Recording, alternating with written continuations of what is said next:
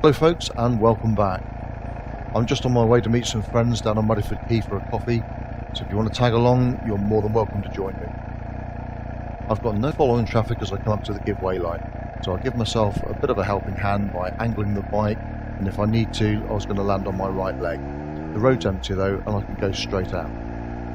Just around the corner, I'm going to be turning left. So you can see I've got no following traffic. I just bring the speed down, take the right gear for the speed. Just nice and steady in here because there are some vehicles on the offside lane. I couldn't see round the corner to see if there's any pedestrians, so just very steady. And the same here, there's a big deep drain as I come around the corner, so you can see I've actually selected a near side course to come inside the drain at slow speed, then move my position back out and pick the speed up again. Normally I would do some live commentary, but because this is one of the hottest days of the year, I've got an open face helmet that has got a microphone in it, so I'm just adding this afterwards. You can see that the sun's on my right, so you get these nice lines of light which are going to show up any gateways or junctions, and hopefully anything that comes down to them. It's just after 9 o'clock in the morning, and you can see that it's very, very quiet as I come down through the village here. I've taken a course out towards the crown of the road, because any near side danger is the thing that I need to be most aware of. There's no oncoming traffic, and as you can see, perfectly safe for me to do the maximum speed down through here at 30 miles an hour. I'm having a good look at parked cars and the junction on the offside. As I come down past these parked vehicles, I can equalise the danger between the last two, which helps me extend my view into the left-hand bend. Remember that every new view you get, try and look as far into the distance as you can and then work back towards yourself. You might not pick this up on the camera, but I've just seen something which I need to slow down for. I'm lucky enough to live in the beautiful New Forest National Park, and you never know what to expect when you come out on these roads. I'm just reducing my speed, bringing the bike across to the near side for, yep, a horse-drawn buggy. And I can see that there's a cyclist and a vehicle behind me. I'm keeping my speed low so as not to frighten the horse, and once they're clear I can just start to bring the speed up, and I position back out towards the crown of the road again. Once I'm back up at the limit, I can just take a higher gear and rest the engine and just let the bike relax. Almost immediately though, it's time to start planning for the next thing. I can see Dastardly and Muttley up on the offside here, and there's a massive wagon coming in towards me. So I'm going to take the initiative. He's going to want to pull out round the guy and the dog, just drop my speed, let him come through, and then I can pick up the drive and carry on. It's cost me a couple of seconds, kept everybody safe, and hopefully done our reputation a power of good with a lorry driver. Have you heard the one about the three cyclists, the horse rider and the oncoming vehicle? Well, here it is. And yet another opportunity to up that reputation. I don't want to do anything which is going to startle the horse, but I also want to get my timing right so I can clear the horse and the oncoming car and then move straight out to pass the cyclists and just equalise the danger between them and the driveways. Perfect planning and maximum safety. Finally, a couple of miles of hopefully animal-free open road alongside Homesley Airdrome. As I come into the left-hand bend, I can see this white van that pulls out from the junction, so I've just reduced my speed. No idea at the moment what he's going to do and what sort of driver he is. He may do 15 or 20 miles an hour, so let's get speed off and just assess the vehicle. Okay, happy with him now. Is there a chance of an overtake then? We've got this nice straight down through this tunnel of trees. We'll just move up and have a look. But you can see he's increasing his speed quite nicely. He's fairly well up there, so it's going to be just relax the engine and just drop back to a safe following position.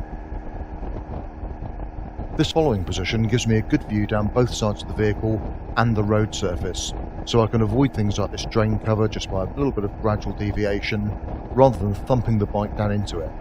The extended view gives me plenty of time to have a good look at the road ahead and plan what I want to do next. No following traffic then in this 40 limit on the way down to a very well known pub called the Cat and Fiddle at Hinton Admiral. It's a staggered junction with a large central reservation, so the possibility of potential danger coming from either side. I move out to the crown of the road with this vehicle that comes down on the near side, and looking ahead you can see that we're coming down towards the garage. Expect the unexpected, and on this occasion not the Spanish Inquisition, but the postman as he comes out of this house and is looking to cross the road to get back to his van. I'm not the only one looking for breakfast. The Hungry light is on, so we need a trip to the garage. So as we come around the roundabout, have a good look into the garage forecourt and you'll see that the middle pumps, the right hand pump, is available at the moment. That's what I'm aiming for. When I come back into the garage, it's still clear. All I need to do is just have a good look at the floor and make sure that it's clean and dry and a safe place to park the bike. Nice and steady around the mini roundabout, which will be used by lots of HGVs delivering to the garden centre and the supermarket and the garage. The right hand side of that middle bank of pumps is still free, so I can just take my time coming in, looking to park the bike on the driest, cleanest area I can find. Being that the Benelli's fitted with a side stand, the bike's going to lean over to the left, so being on the right hand side of the pump just makes it easier to fuel, and you can look into the tank and see how you're going as you fill it up. Hopefully by doing this I won't splash petrol over my paintwork, or worse still over a hot exhaust and having it do the old dog impression. Like an instant diet, isn't it? £12 lighter. Just another quick tip for when you're in garages: when you park up, have a good look at what's underneath your bike. Once you've been in and paid, when you come back, have another look, just to make sure that you're not actually dropping any fluids or you've got any leaks anywhere. Be careful moving your bike around on the forecourt. You can see that this one's made of lovely smooth concrete section, and that combined with the inevitable diesel spills can make these things like a skating rink. The last thing you want to do is risk dumping your bike and damaging it. Definitely time to commit locomotion. I can hear a cattle click at something like 6 miles, and I've just heard the one go off on Mudeford Quay. As we come out behind this black car, I want to stay in touch with him so that I can get into the roundabout as soon as possible, but just hang back and time it enough that I can keep the bike moving. But no problem here, let the traffic clear from the right, straight out into the roundabout, just looking at the traffic from the left to make sure they're going to give way to me. I'm already planning my arrival at the next roundabout, and I want to achieve that fine balance of staying in touch with the traffic, so if I can get straight into the roundabout and go, I can, and if I can't, I'm just back enough that I can keep the bike moving without having to stop. I'm looking across to the right, I can see that, yep, no problem at all, let this one clear and I'm straight out and gone. Watch the speedo and listen to the engine. The bike is under drive all the way around the roundabout. I have a good look at the road surface to make sure I'm not going to run over anything nasty, but as you can see it's clean and dry, so we're straight out and onto the dual carriageway. With such light traffic conditions and nothing following, I'm looking to go straight to 2 and get the bike up to speed. Like any overtaking manoeuvre, make sure that when you're overtaking vehicles at speed on the dual carriageway, you leave plenty of gap between yourselves and what you're overtaking. Remember that we position for safety and for view, and it cuts both ways. Make sure that they can see you, and you limit the chances of somebody pulling out on you. Lane 2 isn't for cruising in, it is an overtaking lane, but you can see that travelling at the speed limit, I'm going considerably faster than the vehicles in lane 1, so I'm going to hold that position and carry on the overtakes for as long as I can.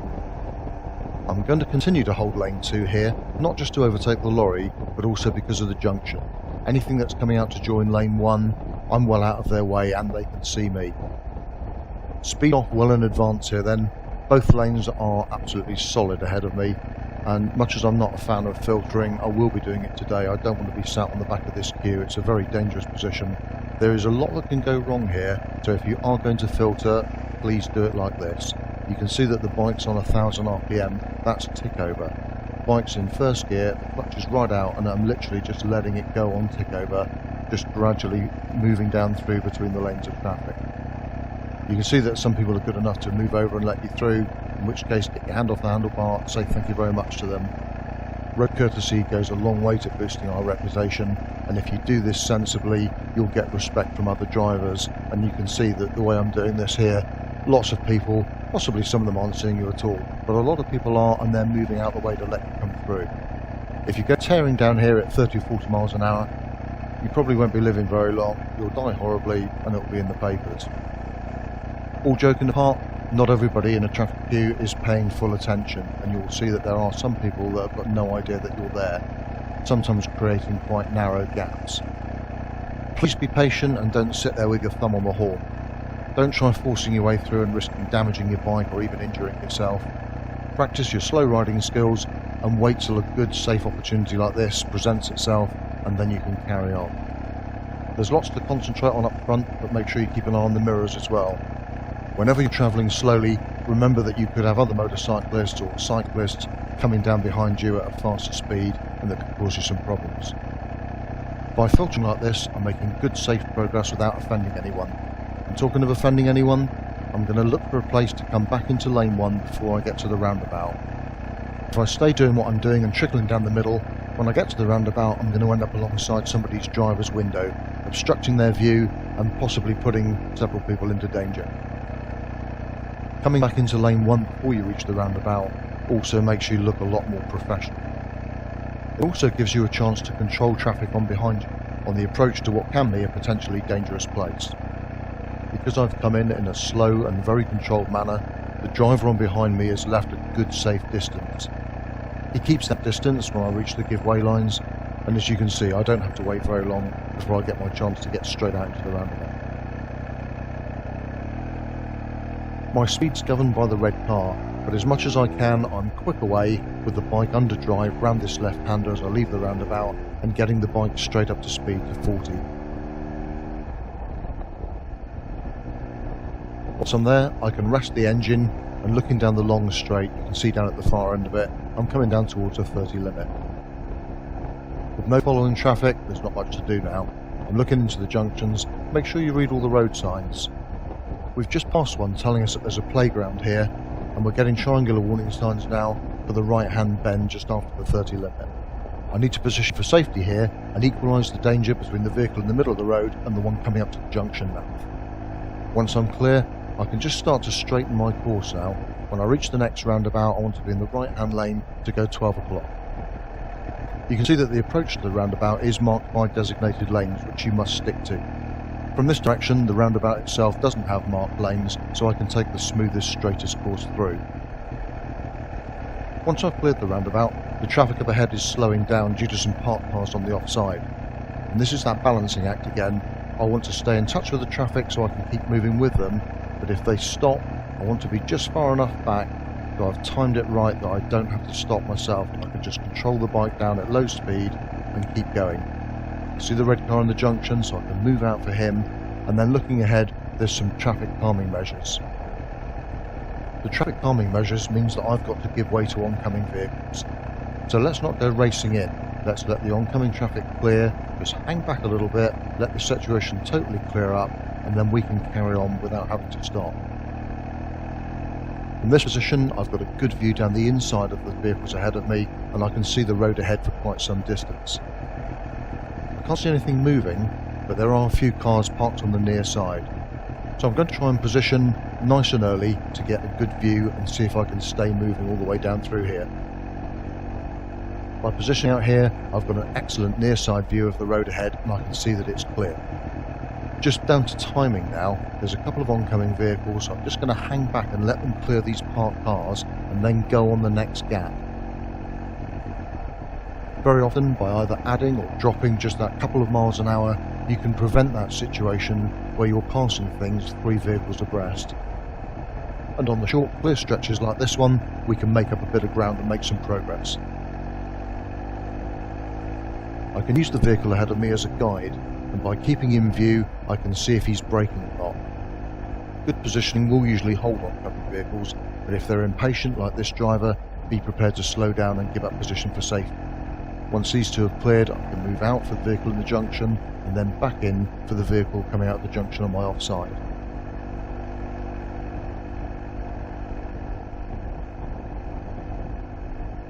On the way back here, I'm planning my entry into this blind left-hand bend at the end of the short straight.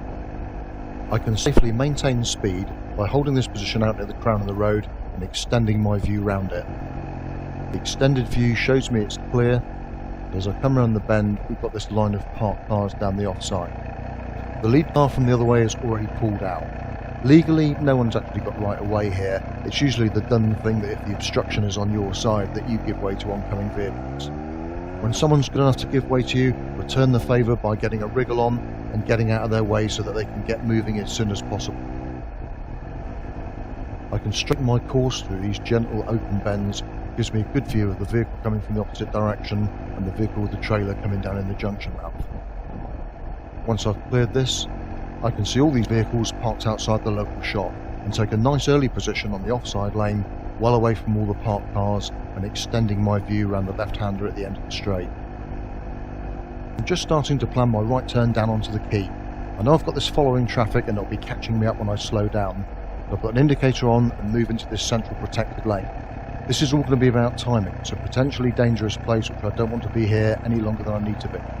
So when car 3 gives me a headlight flash, I do a quick shoulder check and power up to get clear of the junction. If you've never been here before, Mudeford Quay is a great place with spectacular views out over the Isle of Wight on one side and Mudeford Harbour where the River Avon and Stour meet on the other.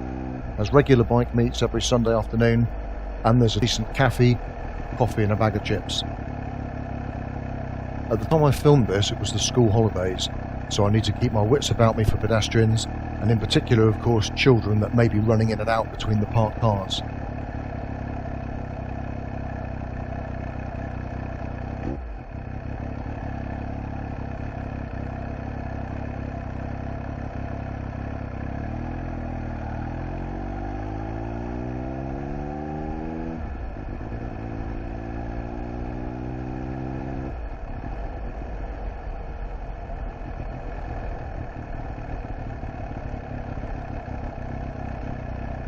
If you do decide to visit Mudeford Quay, the area immediately on the left behind the bollards and where all the lobster pots are, you can park your bike in there for free or through these bollards here, which is normally where the locals park.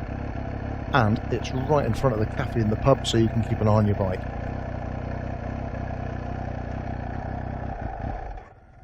No sign of the others yet. I'm sure they do this on purpose, so it looks like the coffee and the sausage and egg baps are on me this morning.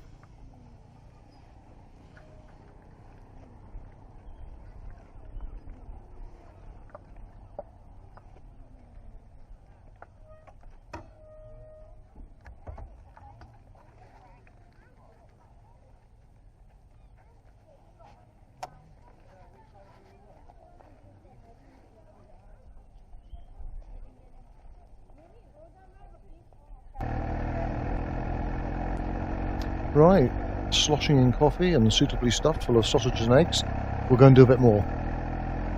This next left turn is a short one-way system coming up to a giveaway line on the main road. So I'm going to try and time the approach, watching the vehicle ahead of me, to arrive there once he's gone and see if I can keep the bike moving and not have to stop. Not everybody is an advanced driver, so make sure he's actually gone before you start looking right and pulling out to the main road. I've got a good view of the road ahead down the offside here, and when he puts the indicator on to turn off, all I have to do is just gently bring the speed down. No need for me to stop, and I can time it quite nicely that as soon as he clears, I can carry on. There's not much near side view as I come up towards this large lorry, so I move out early to get an offside view and see the oncoming car. But let's not get too close, let's stop way back so we can hold that view. As soon as it's clear for me to move out, I go straight to a hold position, which slows down the oncoming car, giving me plenty of time to safely come back to my own side of the road. As I come around the bends, I can see that the traffic is almost stopped up ahead of me. I don't want to be stopped in the road round a blind bend, so I reduce speed and just consider stopping back a little bit until I've got some following traffic. If you look at my rearview mirror, you can see that I'm well visible to any traffic which comes up behind me, and as the queue starts to move, I feel happy now to start moving up with them. We came through this line of parked cars earlier. I know you can't see this on the camera, but where traffic from my direction is going down past them, there's a car coming from the opposite direction that tries to do the same and causes a blockage in the middle. Now, rather than follow the vehicle in front of me down through and just make matters worse, I'm going to sit tight for a second and just let the situation clear up.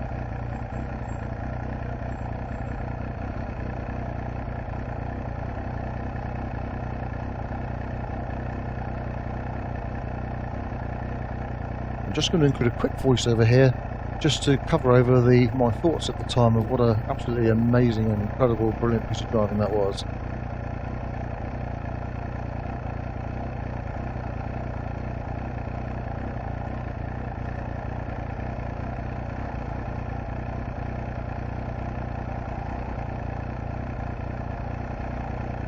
Much as I'm very patient, I don't want to be sat here all day, so I'm going to anticipate as soon as the car and the cyclist have cleared, being in gear, ready to go, and straight out to a holding position to hold that oncoming vehicle. My cunning plan worked, and he's good enough to wait for me, so thank him for his courtesy, and then we can crack on again.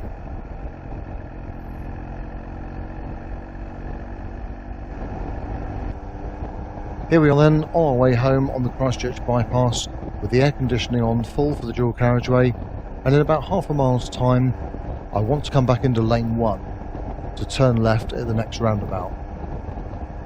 I want to choose a place to come back into one though where I'm not going to inconvenience anybody, and I can do it safely and smoothly at the right point on the road where I can just start to gradually roll power down then to arrive at the roundabout at the right speed. At the far end of this straight where the road starts to bear around to the right, there's a sort of area I'm looking at, and I can use the natural line of the road hopefully just to come in and take lane 1 again. Yep, that's exactly what I was looking for. As I pass the last car, I can start to roll the power down and let the momentum carry me through on the overtake. I can use the natural line of the road to just bring the vehicle back into lane 1 and start decelerating down towards the roundabout. All done on acceleration sense, and I've just got a gradual rundown now where I can control the vehicle behind me and anything else that comes up on the way down to the junction. This nice steady approach gives me lots of time just to ease down through the gears and have a good look at the roundabout, see if I'm able to keep the bike moving and just get straight out and go. It also lets me see this against the near side curve, and I'm not sure if that's water, diesel, oil or whatever, but let's give it the benefit of the doubt and stay off it. I can see from way back that there's no need for us to stop at the next roundabout, and although my speed's governed by the white Audi, I can get into the roundabout with him and clear it as soon as possible. All it needs now is a little caution for the pedestrian crossing, and once I can clear that, then we're away.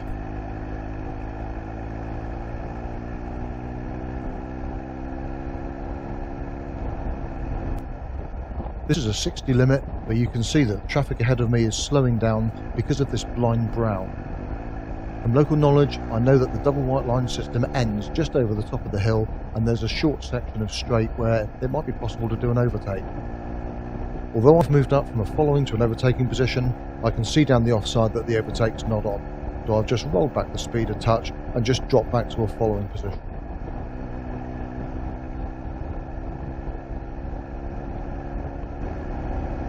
And finally, positioning to turn left off a main road is something which has come up recently. I stay away from the red car on the garage forecourt and away from the pub car park, but I want to be against the near side to make this turn, so I'm gradually bringing the bike across in towards the near side, coming down through the gears and aiming to have the bike under drive as I bank it over to make the turn. It's all done like any other bend. Get your speed off first and then take the gear to match the speed, no more slowing down after that, only accelerating, and all done on one nice smooth course, so no big swoopy manoeuvres to leave the main road. Easy, isn't it? And that's all we've got time for today. I hope you've enjoyed it and that you found at least some of it useful. Hope to see you again next time, and in the meantime, enjoy your bikes and stay safe.